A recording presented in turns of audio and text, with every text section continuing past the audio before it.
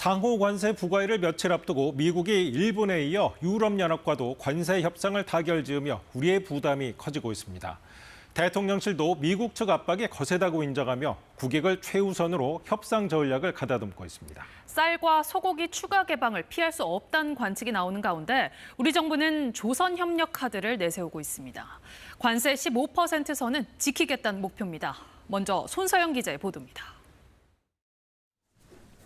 대통령실은 오늘도 미국과의 관세 협상을 위한 대응책 마련에 분주했습니다. 이재명 대통령도 관계부처 장관은 물론 참모들로부터 보고를 받고 협상 전략을 논의했습니다. 특히 주말 사이 우리 정부가 제시한 한미 조선산업 협력 방안에 대한 미국 측 반응을 확인한 것으로 전해졌습니다. 이 대통령은 끝까지 국익을 위해 최선을 다해달라고 주문했습니다.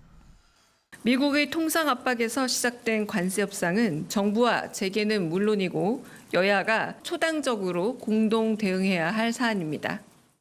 대통령실은 미국 측 압박이 거세다며 농축산물 시장 개방이 논의되고 있다는 점을 재확인했습니다. 농축산물에 대한 요구가 있는 것도 사실입니다만 가능한 국내 산업 보호를 위해서 양보의 폭을 최소화하기 위해서 노력하고 있다는 점.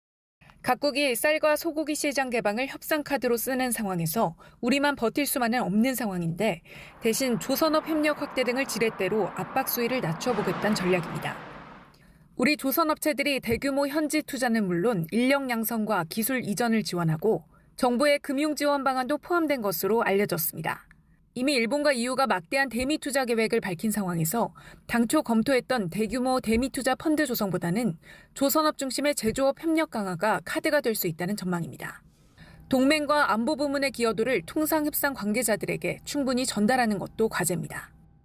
정부는 일본과 유럽연합 등이 합의한 15% 관세율은 지킨다는 목표인데 오는 31일 한미 재무 외교수장이 각각 워싱턴 DC에서 만나 최종談判에 나섭니다. KBS 뉴스 손서영입니다.